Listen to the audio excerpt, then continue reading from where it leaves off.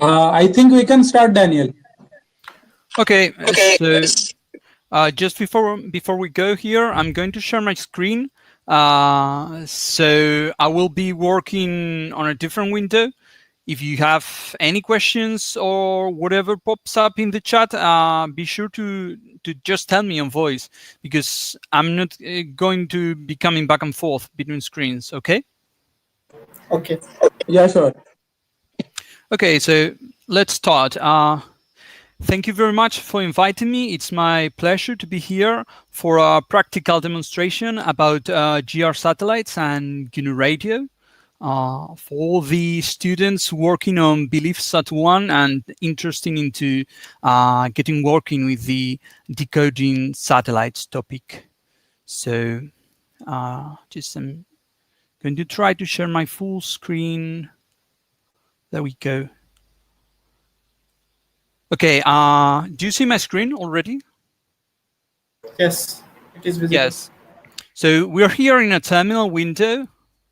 All right, probably better. I'll start showing the web page of GR Satellites. So GR Satellites is hosted on GitHub. In this page, you can just search for GR Satellites on the internet. And here you have a small README telling me a few basic facts about GR Satellites. So GR Satellites uses GNU Radio, and GNU Radio is kind of a framework to develop applications having to do with radio frequency communications and radio frequency signal processing. So inside GNU Radio, you can have out-of-tree modules, which are like libraries built by users, and GR Satellites is one of those out-of-tree modules, and it can be used for decoding a large number of amateur satellites. It's a telemetry decoder for the satellites. We have documentation now, which is hosted on Read the Docs, and I will be looking briefly at that. And here we have the list of releases. Currently, we're on release 3.0.0. There were releases in the past, so branch 2. Whatever and 1. Whatever. There have been large changes since version 3. But since I understand you're coming new to GR Satellites, I will just speak here about version 3. We have some installation instructions on the documentation. Support is usually handled through GitHub issues. We'll be looking at those later. And there's also a note for satellite teams intending to use GR Satellite, which basically says, instead of forking your own version of GR Satellites just to work with your specific satellite, please say hi beforehand, and we'll collaborate and make sure that your decoder ends up in the upstream version of GR Satellites.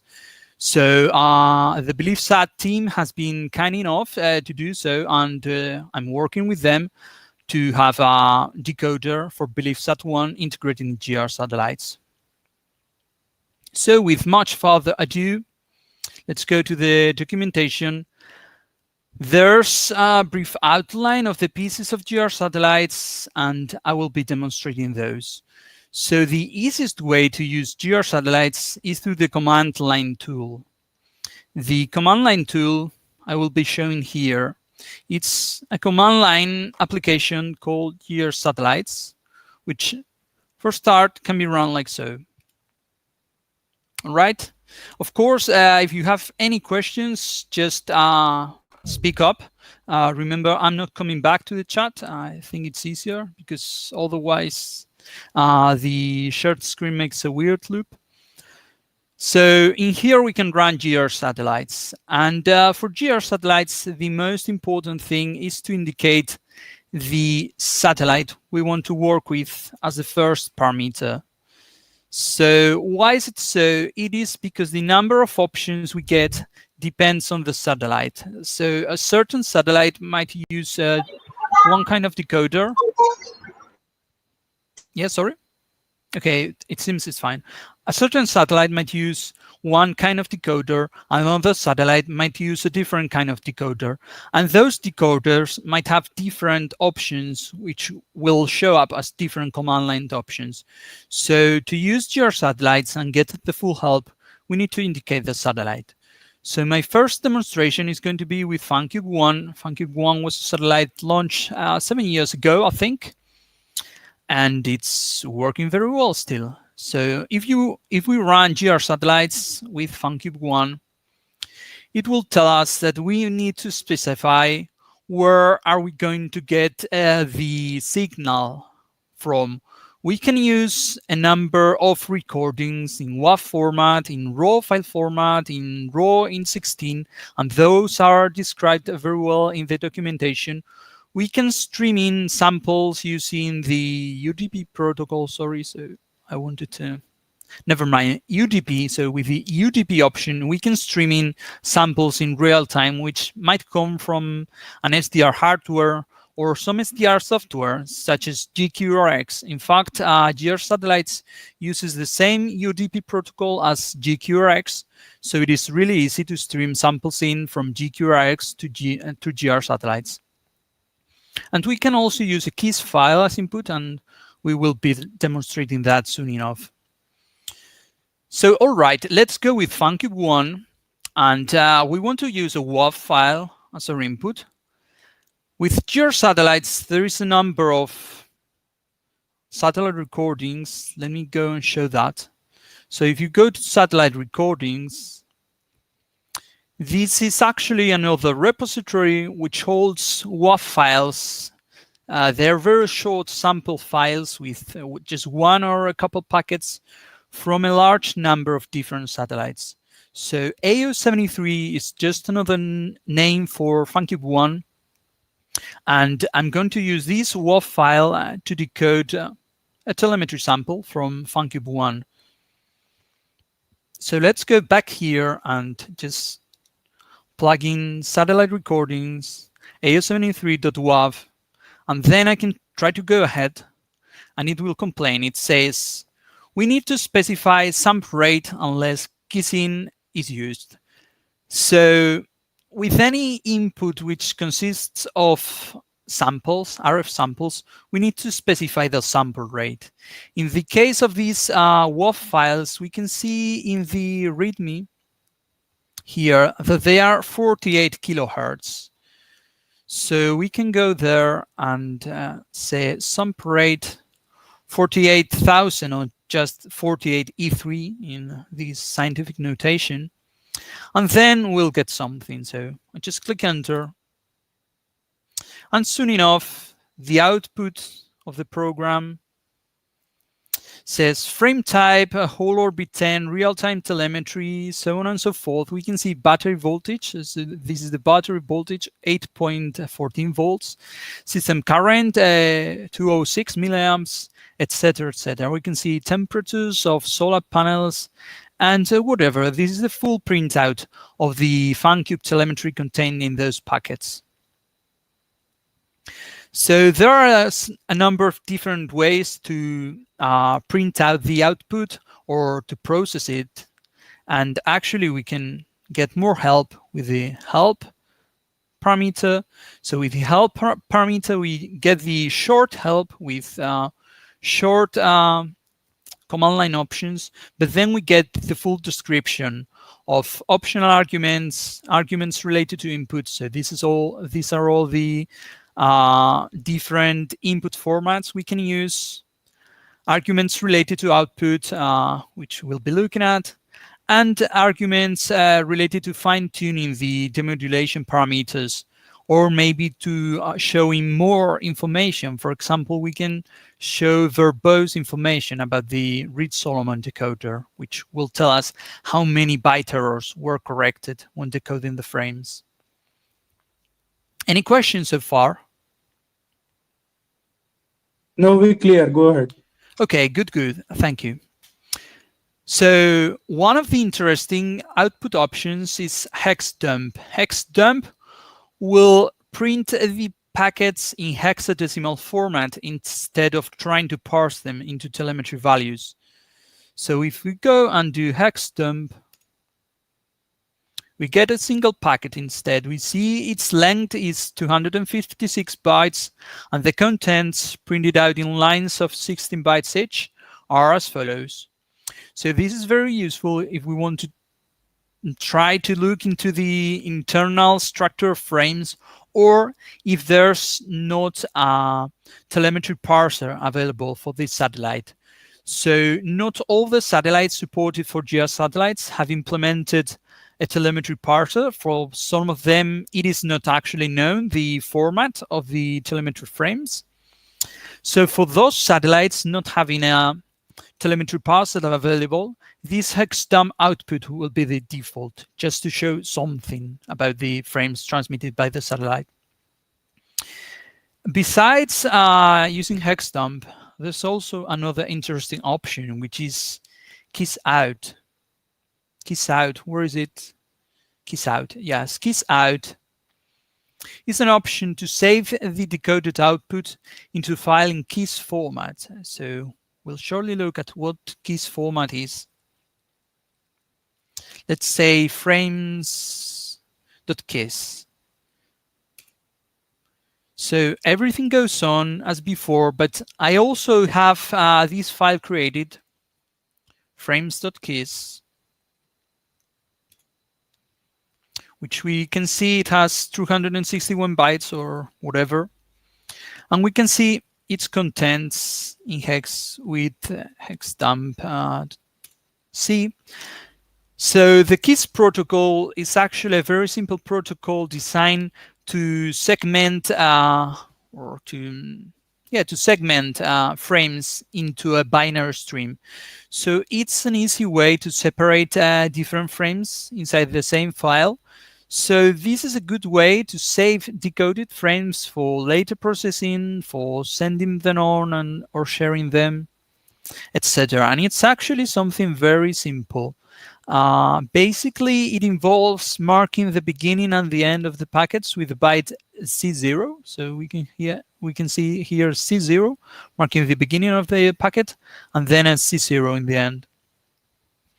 So the nice thing about this KISS file is that then it can be processed again by GR satellites. I can say GR satellites, I still need to remember this is funky1, and I'm going to use KISS in rather than WAV file.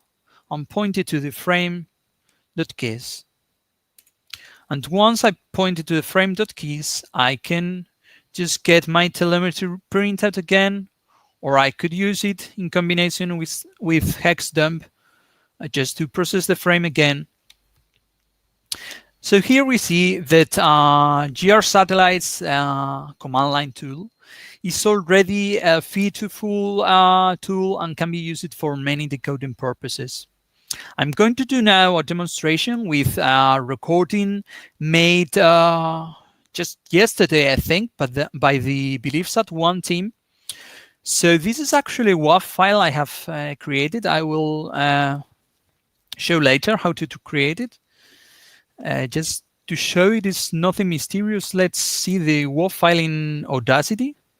Audacity is a good tool to actually go and take a look at the WAV files.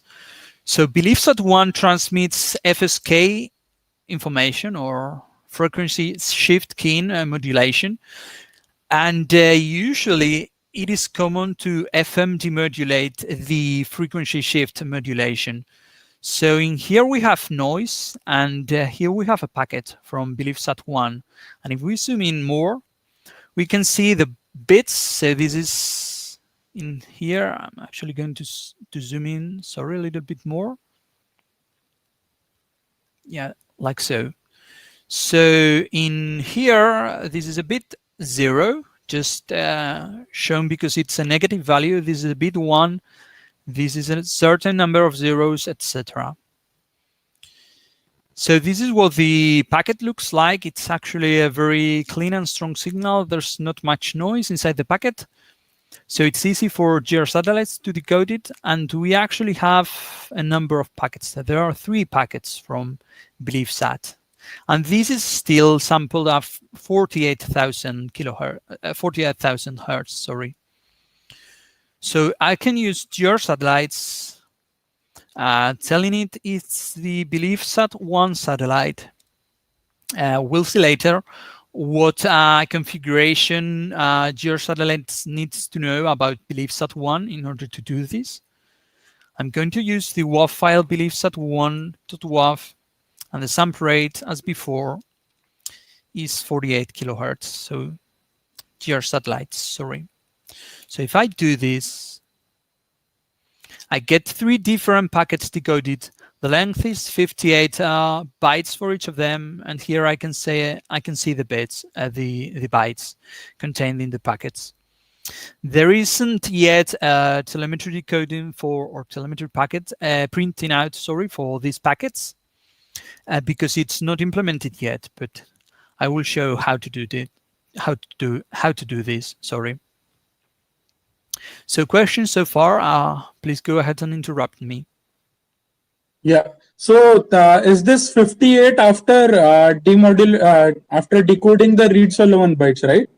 Yeah. This is once Reed Solomon decoding has been processed, and we have these 32 additional Reed Solomon bytes, which are only used for error correction, and these are thrown out once Reed Solomon correction is done. So actually, we can show that and use the verbose Reed Solomon option. And this will say that Reed Solomon decoding, sorry, is going on okay, and 0 bytes needed to be corrected. So the signal is so clean that there are no bit errors, and Reed Solomon doesn't actually need to do any work, just to check that everything is correct. And once Reed Solomon decoding is done, it's pretty common to throw out the 32 additional bytes, since they are not needed anymore. Okay, great, got it. Perfect. So I'll go ahead. This is the functionality offered by the geosatellites command line tool. What can we do if we want to customize more of the decoding process, do things which are a little more difficult, etc.? So we can go and use GNU Radio Companion. GNU Radio Companion can be just run like so. I have it already running on a different window, so I will just go here. And this is the first screen of GNU Radio Companion. The idea, GNU Radio Companion is one of the basic tools of GNU Radio to design decoders. The idea of GNU Radio Companion is to design a decoder by using decoding blocks and connecting them together. This is similar to doing an electrical circuit or an RF analog circuit where you have different blocks and the signal can be passed between them to get from the input to perform all the processing chains, all the processing steps in the chain, and get to the final result in the output. So to start with, we are going to look at a different recording. No, actually, we're going to look at the same BeliefSat recording. So I'm going to use the same BeliefSat1.wav file, and the way to use that is with a block. Here we have all the list of blocks. These core blocks are blocks which come bundled with GNU Radio, so to speak. And here under satellites, we have all the blocks from geosatellites. Usually this list is huge, so if we know the name of one block, we can search for it using Control F. So if I press Control F and then search by WAV, we have WAV file sync to write WAV files and WAV file source to read from a WAV file. So I'm going to drag inside this WAV file source, and in here I can choose my BeliefSat1.wav file. I know it has one channel, and I can set it to repeat in a loop, which is useful to, well, as we saw, the WAV file is very short, so it's useful to keep it running on and on. We can tune parameters, so see things running forever. So let's go with that. Let's repeat any number of times. beliefsat1.wav. An important thing also is to go here in the options block and give the flow graph a name. For this, I'm going to do beliefsat talk1. And once it already has an ID, it can be saved. So let's go and save this. It's beliefsat talk1. And then let's do something else. A useful block when working with recordings is the throttle block. So if we have hardware, like an SDR hardware or just a computer sound card, the hardware will impose a natural rate at which samples are flowing. So if we are using an SDR hardware, for example, as the input, it will produce samples at a certain speed. And we will process the thing in real time. However, if we are working with a recording, we can actually try to read the recording as fast as our computer is capable of. And usually this is very fast. It raises the CPU usage to 100% and whatnot.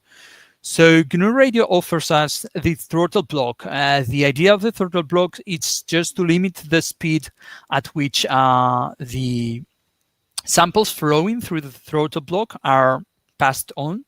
So we can use the throttle block just to process the WAV file, but in real time rather than faster than real time. This actually leads me to two important considerations. Number one is it's common for all the GNU Radio flow graphs to have a variable block in here, which is called samp rate. By the way, you double click on a block to edit its properties. And this samp rate is often used in many other blocks. So it's a good idea to set it to the most common sample rate or the only sample rate we're dealing with in our flow graph. So in here, we're dealing with a 48 kilohertz WAV recording. Let's set samp rate to 48 kilohertz. So as we see here, it uses the same samp rate variable. It's already changed to 48 kilohertz. Now there's a second important thing. We can see here this output port is orange, while these input and output ports are blue. And if I try to connect, I just click on the input and click on the output. I'll see a red arrow, which means that something is not quite okay about this connection. And the thing which is not okay is the data type. So blocks in GNU Radio have different data types for the input and output. And they are color-coded. So blue means complex. It's complex as in IQ data. You have a real number for the in-phase branch of the IQ stream, and another real number, which is the imaginary part, for the quadrature phase of the stream. So blue, in short, means IQ data. Orange means real data. So this is a one-channel WAV file, and it actually consists of real data. Some of the GNU Radio blocks have fixed types for the input and outputs. In some of them, we can change. So we go and edit the properties of throttle and choose float. And then we get a throttle block with orange ports. Still, it's in red because it doesn't have anything connected to the output. So let's go and do something like pulling a Qt frequency sync. It's actually called Qt GUI frequency sync. So this will let us see the spectrum of the signal. Actually, better than showing the spectrum, I want to show it in the time domain. So time sync, just for us to see something very similar to what we saw in Audacity before. So we see this is blue. It needs to be changed from complex to float. And then the number of points which we want to plot in the screen probably needs to be updated to maybe 3000. This can be done with trial and error, or just by head, by taking note about the sample rate, how much time length you want to plot. And let's go and run this. So if we run this, I don't know how well you can see it. We have noise coming in, and then we see the packet bits every once in a while. We cannot see the full packet in the screen just because the length we are displaying is so short. So let's close this and change the number of points to 10,000. I think that's okay. And by the way, once you have a flow graph, you can click on play to run it. So we can click on play, and that's still too short. Let's go with 30,000 samples. Okay, there we go. So now we can see like almost half of the packet inside the screen. And if we were to make this larger, we could see the full packet inside the screen. So this is a very useful way just to see that things are working all correctly, we're loading the file in the correct format, and so on. It is always very helpful to use these display GUI tools to see that the signals we're processing in our flow graph look as we expected. Questions so far?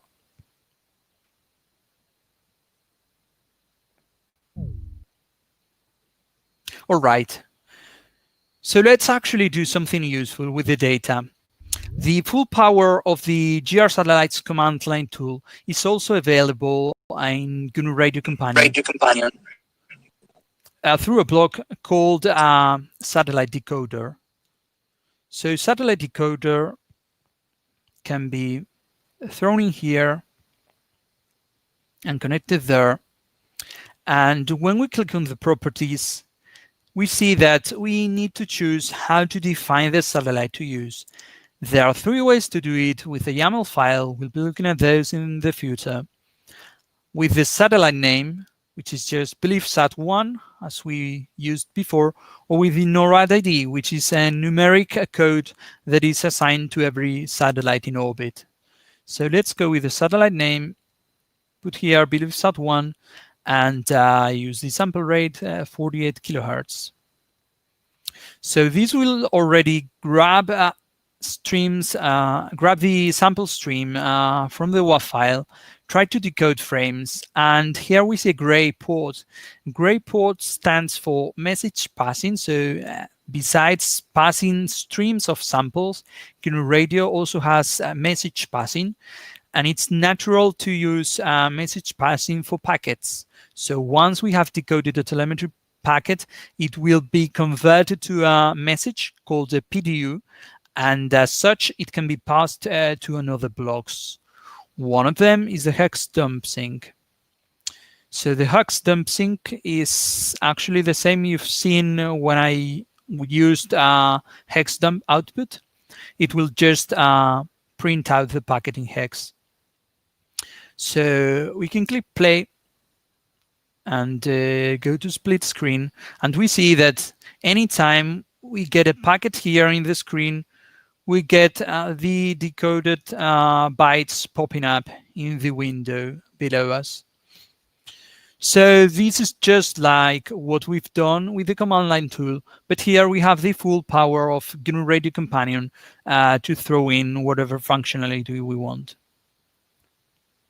All right, so let's stop this and go to something more complicated. I'm going to do a new flow graph. Going to call this BeliefSat demo number 2. Talk number 2. And then save it as BeliefSat talk number 2. All right, so as a matter of fact, I haven't told you yet where this BeliefSat1.wav file comes from. Let's go and look at the GR Satellites issues for a moment. So if we go back and go into the issues, we can see support for BeliefSat1 issue. This is where Rohit, other people, and I have been talking about several things regarding supporting BeliefSat-1 in GR satellites. And one of the most interesting things is the RF recordings, which are here. So in here we have this IQ recording, which was made yesterday with the engineering model or prototype of BeliefSat-1. And this is the IQ recording we're going to use now. I have it already downloaded in my computer. So let's go and use a WAV file source as before to open that WAV file. This is the same WAV file. And there are, there's the number of channels we need to edit. So this is an IQ WAV file. An IQ WAV file will have two channels, one for the in-phase or I branch, one for the quadrature or Q branch. So we have this two-channel WAV file. But then we need to convert it to complex. So to convert to complex, there is this real to complex or flow to complex, actually, flow to complex block, which can be used to put together a real part and an imaginary part coming from the first channel and second channel of the WAV file together in a complex number. And we can go and throw in a throttle block as before. And now we want to see the spectrum of the file. So let's go and do Qt GUI frequency sync. This is what I wanted to demonstrate before. So there are a number of things we need to change. First of all, the sample rate is not correct. Actually, the sample rate for this recording is 1.8 mega samples per second, or just 1,800,000. So this 1.8 M, which already goes automatically into throttle, into the Qt GUI frequency sync. And also another thing I usually change is the FFT size of the frequency sync. I usually like to use 4096 bins for my FFT. So let's go and run this. All right, I don't know if you can see this. It depends on how fast is Jitsi updating my screen. But here I can see a line popping up every now and then. Can you see the line? Yes, it is visible. Okay, perfect. So every time this line goes, this is the FSK packet from BeliefSat-1. It seems like narrow line because the packet is very narrow in comparison with the full spectrum, which is 1.8 megahertz. We'll look at how wide is this packet in a moment. To show things more clear, and because I need to measure the frequency at which this transmission is going, I will middle click in my window and then do a max hold. So max hold is like max hold on any signal analyzer. It will add a max hold trace. And so now the packet is always visible, and I can drag a box and zoom in here. So I can already see the packet. It's really, really strong, 40 dBs over the noise floor. And its frequency is approximately at minus 413 kilohertz. So let's remember that number. I'm going to take note of it here just so that I don't forget. And then let's close this. Okay, so usually when doing signal processing, we want to take our signal of interest, in this case, this BeliefSat-1 FSK signal, to move it to baseband. This means to shift it in frequency so that it is centered at 0 hertz rather than to one side at 413 kilohertz, as we've seen. And we also want to filter out the noise towards the sides of the signal, and probably to decimate, to reduce the number of samples we need to process. So there are rather different ways of doing that inside GNU Radio, but the easiest and most compact is to use the frequency exlating. So exlating stands for translating FIR filter. This frequency translating FIR filter will do three things together. First, it will move our frequency to baseband. Then it will perform low-pass filtering with the taps we specified using an FIR filter. And then it will decimate the signal. So let's go and enter the center frequency. The center frequency is 413 kilohertz as before. We need to put in something here for the taps. So we can either know by heart the call to the Python function which generates a low-pass filter, or we can use the low-pass filter taps block. So the low-pass filter taps block will compute taps for the FIR filter that we can use in here. The way to use it is to give it here a name, so just taps, for example. The sample rate needs to be correct, so it's 1.8 megahertz. That's really good. And for the cutoff frequency, let's first decide about decimation. So let's do a small calculation. We're at 1.8 megahertz. I want to decimate, and maybe I want to end up with something which is similar to 48 kilohertz, and I want to decimate by an integer number. So maybe 40 sounds like a good choice. Of course, I did my math before this talk. And if we divide 1.8 megahertz by 40, we end up with 45 kilohertz, which is not so different from 48 kilohertz. So we are already planning on decimating by 40. And to do that without aliasing, we need a cutoff frequency which is smaller than 45 kilohertz divided by 2, just as Nyquist theorem tells us.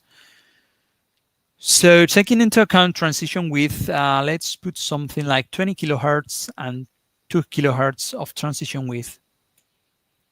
So this is a way of designing an FIR filter to decimate and bring the signal down to baseband. We can actually copy. For example, we can put another GUI frequency sink. And here we need to correct the bandwidth is not sample rate, but rather sample rate divided by 40, just because we are already decimating by 40. So let's go ahead and run. And what's going on? I'm missing the tabs here. It says invalid syntax just because I forgot to enter here tabs. And I can actually hover and see tabs is a complex vector. We have these complex tabs, etc. Actually, the tabs are real, so to improve the performance, I can say this is a filter with complex input and complex output, but the tabs are real. So it will force me to use real tabs, but the tabs of this low-pass filter are real. So let's go and run this. We can see the full spectrum as before, but now we can see here just 45 kilohertz of signal centered here. I'm going to do max hold as before. So anytime our signal pops up in here, it also pops up in there. And since we are seeing now only a 45 kilohertz of spectrum, we can see that the FSK signal is wider in comparison. We also see the shoulders of our nice anti-alias filter, showing that we are not doing any aliasing at all. And we can go here and zoom in to check a couple of things. First of all, let's check that this signal is centered correctly. It's not. As you can see, the middle of the signal is still 440 hertz high, so I can go and correct my center frequency for that. And let's do that immediately. So I can actually, how many? 440 hertz, I think I said. So there we go. Now my signal is perfectly centered at 0 hertz. So max hold again. Sorry, max hold. We can also go and measure the bandwidth of our FSK signal in here, and it's something like a little bit more than 1 kilohertz. So you can see it's maybe 1.2, 1.3 kilohertz, depending on whether you want to cut at 3 kilohertz or what you want to do. So this is the way of grabbing a signal which is anywhere in the spectrum, filtering it out, bringing it into baseband, and having something at a nice sample rate that we can process. Any questions so far? No, we are all clear. So okay, we can go ahead. Okay. Perfect. So let's go ahead. As I said before, it is common to FM demodulate the signal. So the way frequency shift keying works is by encoding a one with a frequency which is slightly higher than the middle. Let's say something, let's zoom in. Let's say a 1 is encoded by transmitting over here, a 0 is encoded by transmitting over there. And if we perform FM demodulation, it will convert the frequency to a voltage. So we can see positive voltages when the signal is going on here, negative voltages when the signal is going on there. So let's go ahead and do that. To do so, it is advantageous to filter the signal once more, just because we saw that there is still a lot of noise towards the sides of the signal. So we can go here. We saw the bandwidth of the signal is something like maybe 1.2 kilohertz or whatever. We can cut at 2 kilohertz, put a transition width of, I don't know, 200 hertz. And very important here, since we've decimated by 40, we need to adapt our sample rate. It's sample rate divided by 40. It's really easy to forget, and this causes a number of headaches. So be sure you double check things. Once we play like this, we see we've filtered our signal. So all the noise which was here is no longer there. And we can still max hold and see that our signal of interest is still there. So we've just filtered out noise. Very fine. After doing so, we can go and grab a quarter-to demode block. Quarter-to demode block is the name of the FM demodulation block inside GNU Radio. What this block does is just to compute the instantaneous frequency of the signal by multiplying the current sample by the complex conjugate of the previous sample, and look at the resulting phase by computing the arctangent. So this is quarter-to demodulator. It has some gain which can be used to adjust things, but for the time being, let's leave it at 1, and I'm not needing this frequency sync anymore. I can disable it by clicking this button which says disable, or just pressing the letter D on my keyboard. So let's disable it, and it won't show up anymore in the screen when running the flow graph. So to see how things work with the quarter-to demode, let's go and plot again a Qt GUI time sync. This will show the FSK waveform as we've seen before in the previous example. So we choose float. We use 30,000 samples as before. Here the sample rate is not so critical. It's just to display correctly on the x-axis. So let's look at this. And there we go. we see noise, we see a packet from BeliefSat coming in, and maybe the amplitude is a little bit too small. So we can correct for that with the gain of the FM demod block. Let's make it larger, something like 5 perhaps. And then we have an amplitude which looks like 0.2 or something like that. So the idea is to save these into WAV file, and this is the way I constructed my beliefsat1.wav I started this talk with. But an important thing is that this is sampled at 45 kilohertz.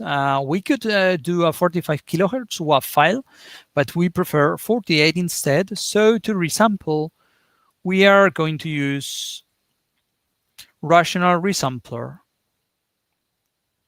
Rational resampler, as many of the blocks, has a type which can be switched to float, and by interpolating 48 times and decimating 45 times, we change from 45 kilohertz to 48 kilohertz. So we can plug the block in there, connect it like so, and seeing that the signal hasn't changed much, like so it is invisible, it's just a change in the sample rate. Then we can go and put a WAV file sync, connect it here. Daniel, I think the Qt sync sample rate should also be changed to 48K. Yeah. Thank you. Thank you. That's a good point. So we can enter 48,000 here, and the only difference it makes, it's in the x-axis where we can see time, and this also lets me demonstrate a good feature, which is stop. With stop, we can stop this display, and then we can zoom in, look at the bits, and do whatever. So if we are going to do things like from this bit to this bit, we have so many milliseconds, then it's important that the scale in the x-axis is accurate. So this, of course, depends on the sample rate. Otherwise, we don't care too much about the sample rate in the GUI time sync. But thank you very much for pointing that out. So to produce the WAV file, we can enter some path to save the WAV file. Just one channel. The sample rate is 48,000, and often I like 16 bits per sample. It's more common, I think, than 8 bits per sample.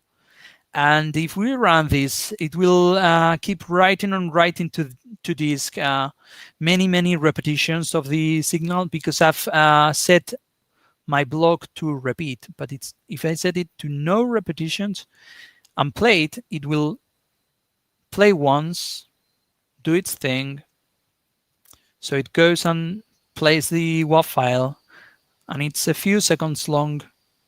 There it comes, the third packet, and end of the file. It isn't doing anything else, so I can stop it. And then I can go here, for example, and look at the WAV file with Audacity. And then we see a WAV file which is very similar to the one we started with. We can zoom in here, see the bits, etc. So this is the way that the original BeliefSat1.wav was produced.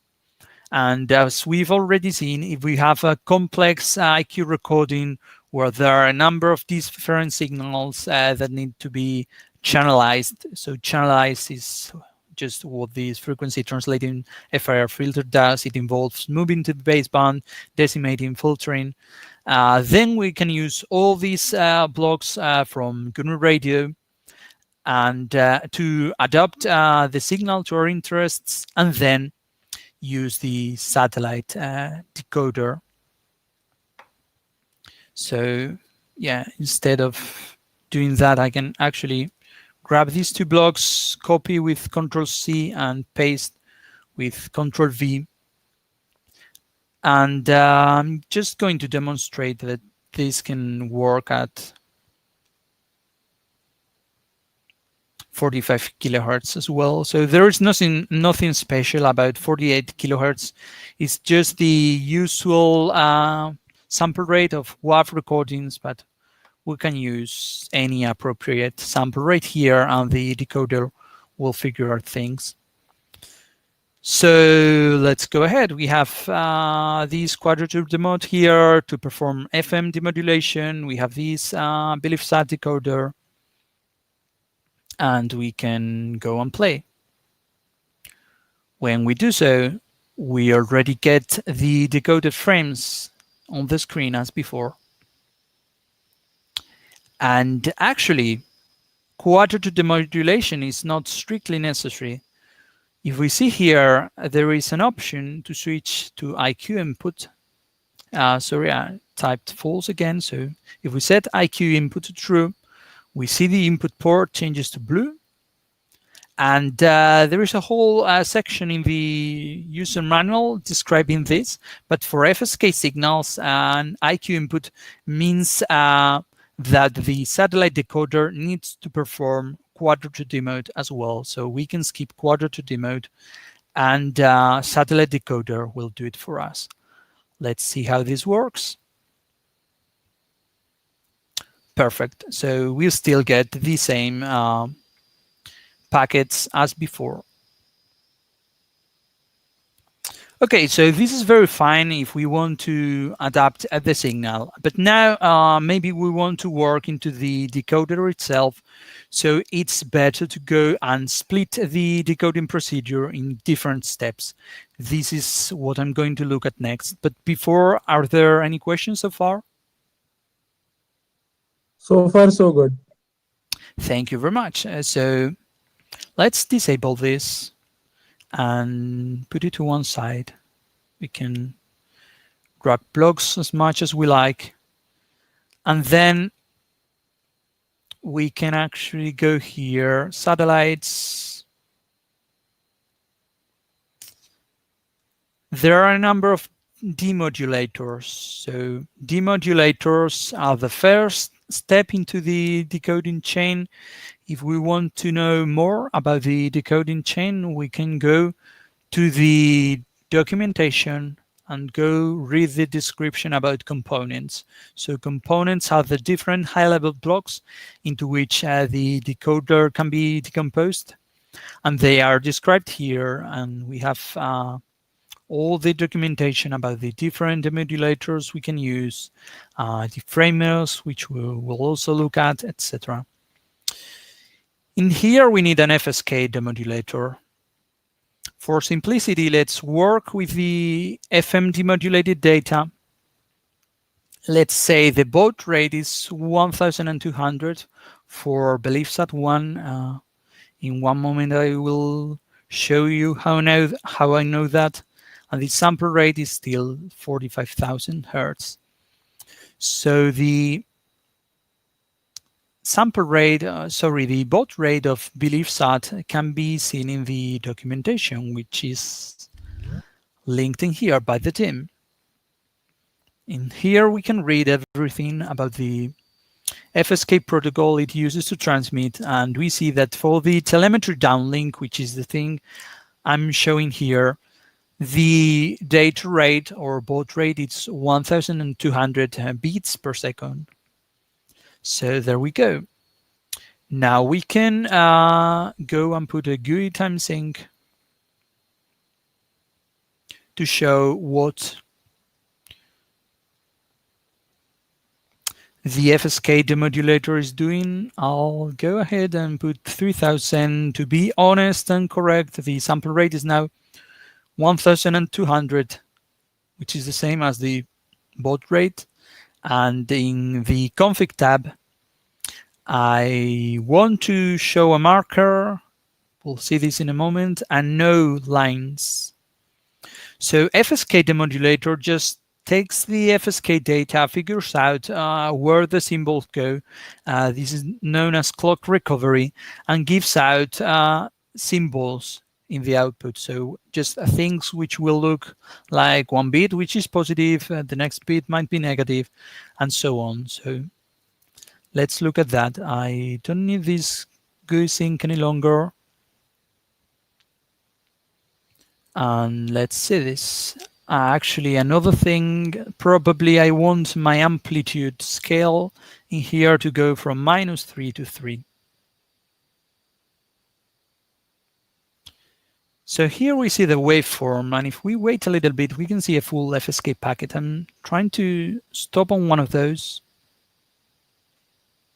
Yes, here, stop. So this is the FSK packet. We see it's a little bit wavy. That means that clock recovery can be certainly improved a little bit, but still we see a number of symbols which are around +1. These are the 1 bits in the message, and we see a number of symbols which are around -1 in amplitude, and these are the bits which are 0 in the message.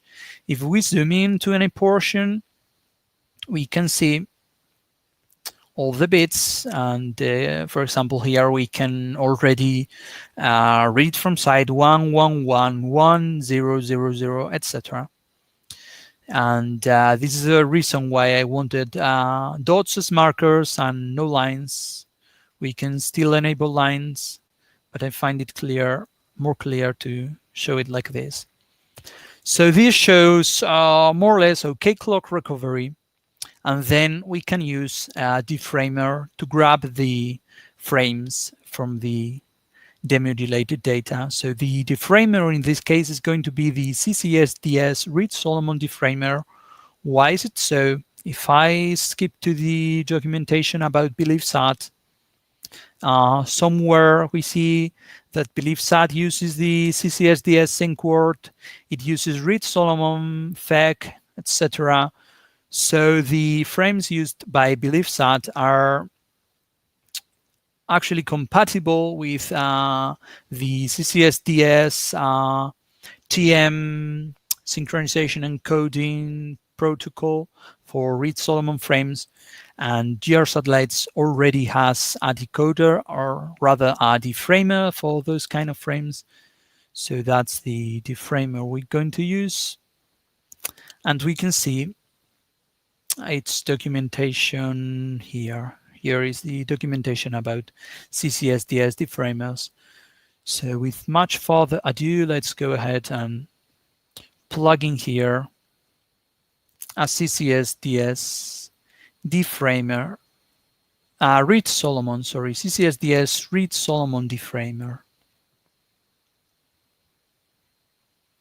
Let's go and connect this to the output of FSK demodulator and edit it properties. The frame size in bytes we need to indicate is without taking into account those 32 additional bytes used for Reed-Solomon error correction. That's described here in the documentation. So if we look at the size of telemetry packets in here, we can see that without taking into account the Reed-Solomon parity bytes, the telemetry packets are 58 bytes long. So we can set here 58 bytes. And then an important detail is that BeliefSat doesn't use a scrambler. So we need to choose use scrambler false. Otherwise, the remaining options are good to decode BeliefSat, and we can enable again this hexdom sync to see the packets that Reed-Solomon deframer will produce. So there we see the packet, the symbols, the deframed and already Reed-Solomon decoded packet. And in this manner, we've been able to split into 2 blocks the job that before satellite decoder was doing.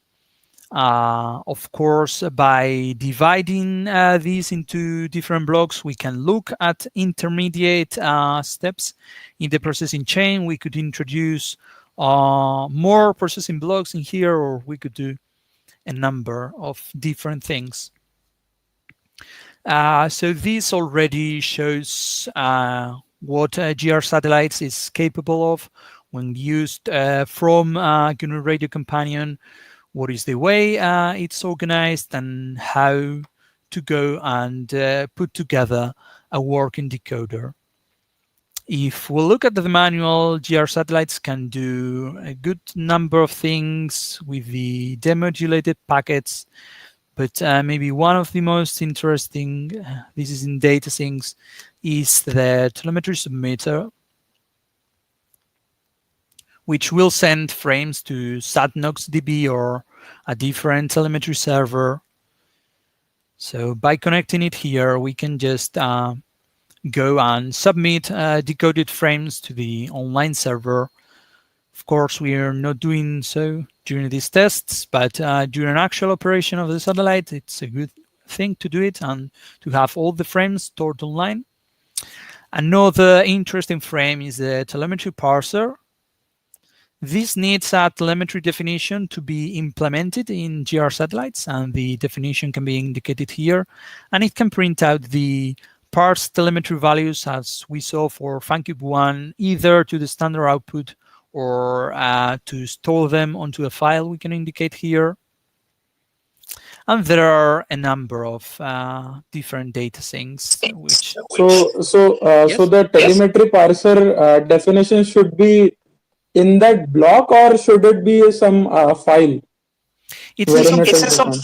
It's in some file elsewhere. So let's look at it in more detail. Since you've asked the question, the way it works is that if we go to GR satellites, then go to Python, and then go to telemetry, here are all the telemetry definitions that GR satellite supports.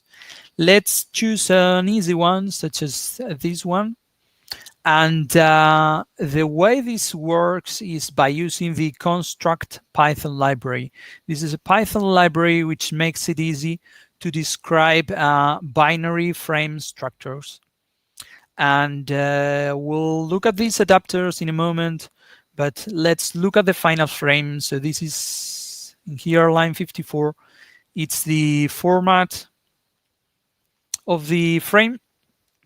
And as you can see, it's something very easy. It says a frame is composed by a number of fields. The first one is a CSP header, which follows another definition elsewhere called CSP header.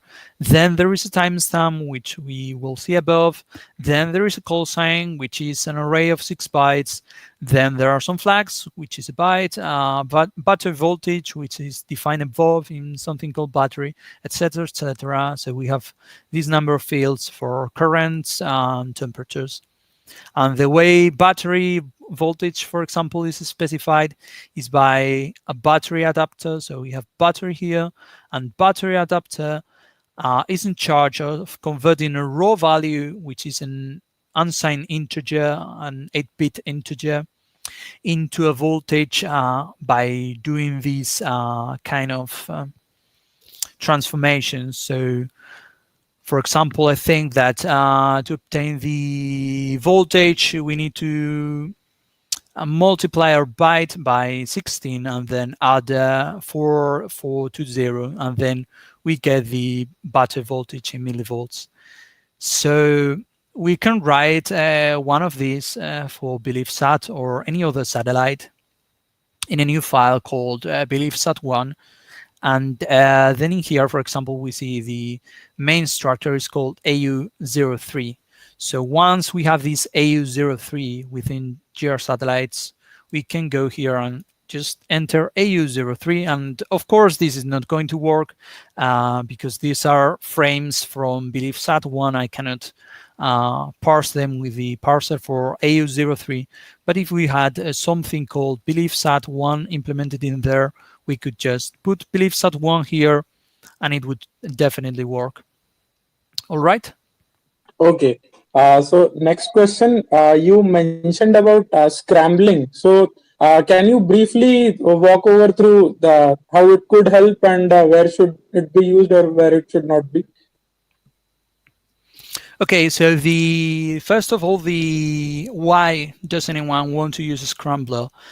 The main idea of a scrambler is that the communication system works best if the data it transmits looks more or less like if it was random. For example, something which is quite easy to notice is that if we have a very long string of zeros or ones on our FSK modulation, like Belief Sat is doing, then this will show up as a constant frequency. And when we do quarter-to demode, we will have a region where we don't have any bit transitions. So let's show that in more detail. In here we have the Belief Sat 1 frames, and every now and then there is a bit transition. So the signal changes to from plus to minus or vice versa. And there are some long strings of zeros, but they're not very, very long. If we had a really, really long string of zeros, the problem is that the receiver is not able to keep track of the transmitter's clock. The way clock recovery works is by taking note of these bit transitions.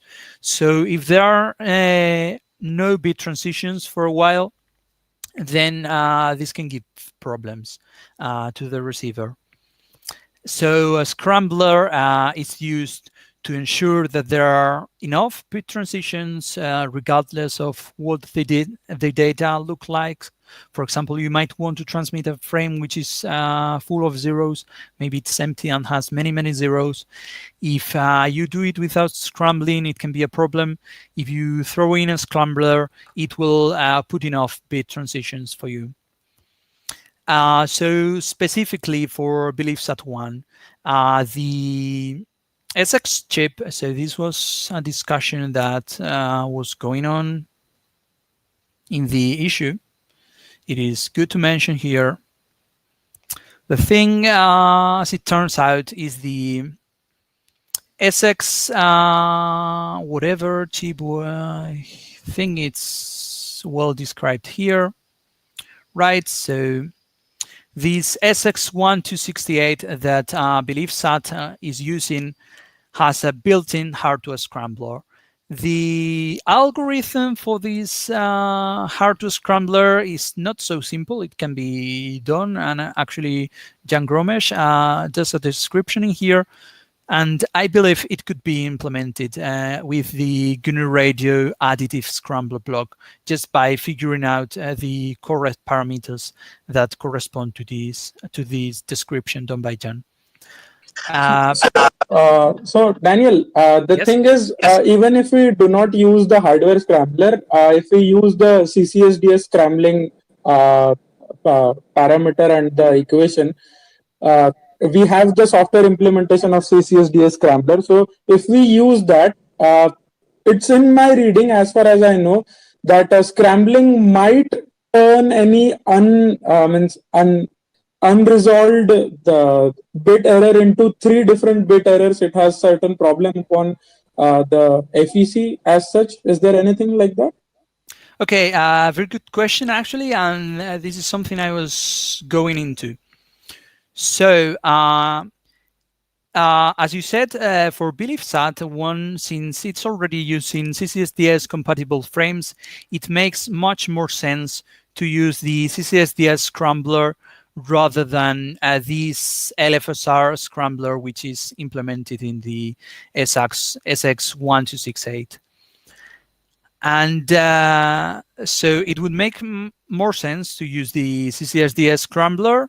It's something easy to implement in software. You just need to do XOR against a fixed sequence of bytes, which you can store on your software. And then we could decode frames from Belief Sat just by enabling use scrambler here. And about your question, is actually a very good question. whether a scrambler can make it worse the number of bit errors or not. For the case of an additive scrambler, such as the CCSDS scrambler, it doesn't. The way it works is you XOR your message against a fixed sequence, and then the receiver will XOR the message against the same sequence. So on the output of the receiver, you will get exactly the same bit errors that happened on the channel. It doesn't matter if you have scrambling or not. This is for additive, which are also known as synchronous scramblers. And I believe this scrambler is also synchronous. There are another scrambler types which are called multiplicative or asynchronous scramblers, and these worked in a different way. And the thing is that bit errors propagate. So if you just do a single bit error, then the scrambler will turn that into 3 different bit errors. And these 3 actually depends on the polynomial of the LFSR. 3 comes from 3 non-zero coefficients. You can have polynomials with more than 3 non-zero coefficients, but 3 is the most usual number. So the answer is yes. Multiplicative scramblers do the job of the forward error correction decoder a bit more difficult because they increase the number of bit errors, but additive to scramblers do not affect this bit error thing, so you are fine. Okay, so I think we will add the CCSDS scrambler implementation in our engineering model. Moving ahead, another question coming up from one of the team members. So he's asking whether multiple different types of packet could be decoded in a single stream. So there is another type of packet called SSDV imaging packet right over in our satellite. So can we add the flow graph of the same within it, or what could be done to means also implement it within the belief set definitions? Yeah, that's a very good question. Thank you. So the way this is handled within GR satellites, it's actually very, very simple. A decoder like this one, which I built here with an FSK demodulator and a particular deframer, will just decode a single type of frame. So in here, we are forced to 58 bytes frames. What happens if our satellite transmits, let's say, as you said, a different number of frames? It can transmit frames which are 58 bytes long and SSDV packets which are, I don't know, longer, let's say. So nothing prevents us from putting 2 decoders in parallel. So for example, one Reed-Solomon deframer, which is specific for 58 bytes frames, and the other Reed-Solomon deframer, which is specific for longer frames. This is the way it's intended to be done in GR satellites. And to give this more context, let me go to show another thing, which is how on earth these things were said, okay, GR satellites, go and figure out the appropriate decoder for BeliefSat-1 and do your thing. So how does this work? This works using something called SAT-YAML files. So SAT-YAML files, if I go to, let's put another tab and go to GR satellites here. If I go to Python, SAT-YAML, we can see a large number of YAML files, and I will now show the YAML file for BeliefSat. So GR satellites, Python, SAT-YAML, Billisat 1. So this is the way that your satellites, it's, let's say, configured to know the specific details about a particular satellite. And it's the way that both the command line tool and the satellite decoder block, which we used here, can use to really construct by hand, well, not by hand, but rather automatically decoder by joining together behind the scenes these kind of blocks like FSK demodulator and Reed-Solomon deframer. So the way it works is quite easy. We have some basic details for satellites like the name and the NORAD ID. This NORAD ID is actually assigned after launch. So for now we have 99999, which is pretty usual for satellites lacking a NORAD ID. Here we describe our data, so we can have telemetry frames, but we could have also a number of different frames. And so far we know nothing about the telemetry format, just because telemetry decoder is not implemented yet in GR satellites. But here we could specify, well, these are frames conforming to this telemetry definition. Then we can add a number of transmitters, and these transmitters need to not be different transmitters per se, but it can be the same transmitter transmitting packets of different types. So we can add any number of transmitters. For now, we have only these 1K2 FSK downlink.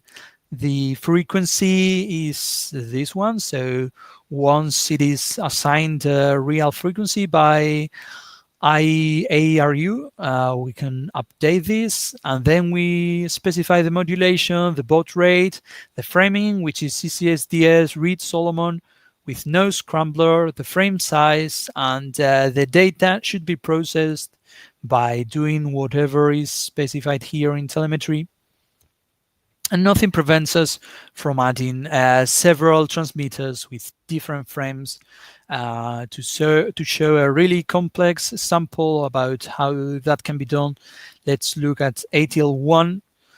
So ATL1 is a satellite by a university in Budapest, and it has 3 different kind of frames, which are telemetry, signaling, and spectrum measurements, and they can be transmitted using a very large number of combinations of baud rate and protocols.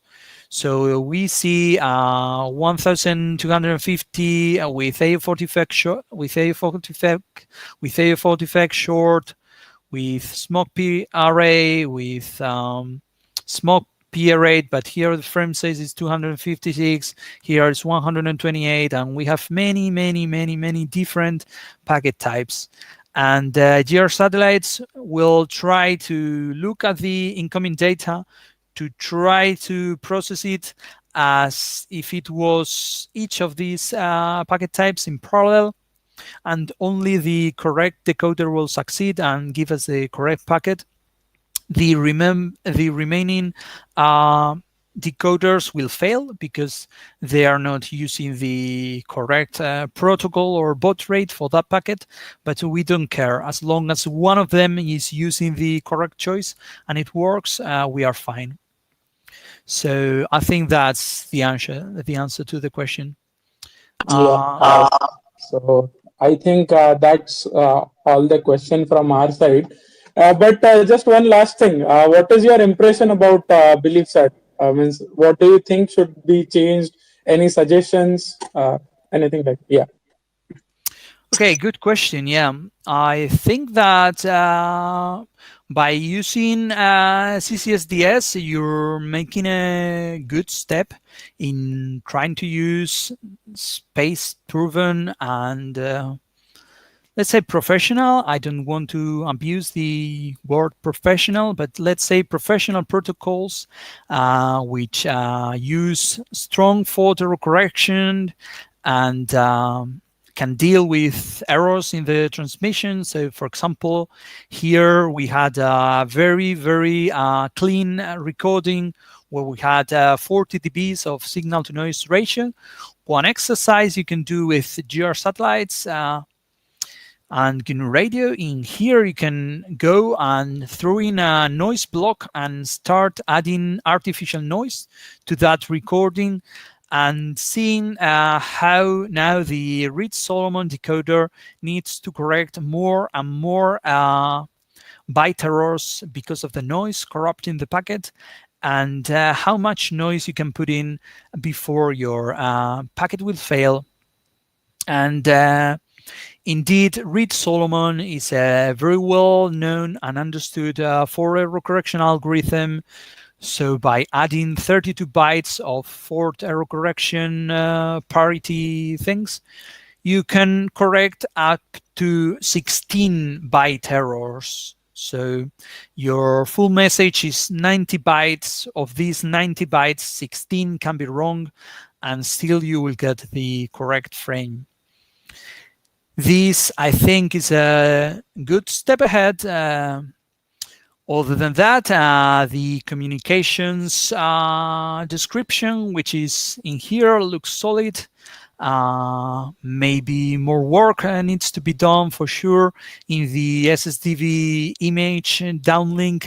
This needs not to be pushed so far that it's done very, very just immediately before launch. You need to have something which is working and proven months well ahead of launch. But I'm certain you will be able to do it with if you put the necessary effort into it. And other than that, the communications looks, at least from the downlink, looks good and future proven. Yes. Yeah. So, Daniel, thank you very much for your time. I think we took a lot of your time, but I promise you that this will be worth it. Probably not our team members would not only work upon our satellite, will get it upstream quite soon. We will get every kind of our transmitter upstream. But not only that, we will try to help out in other satellites also. We'll try to get other satellites ported into the GR satellite too. So, yeah.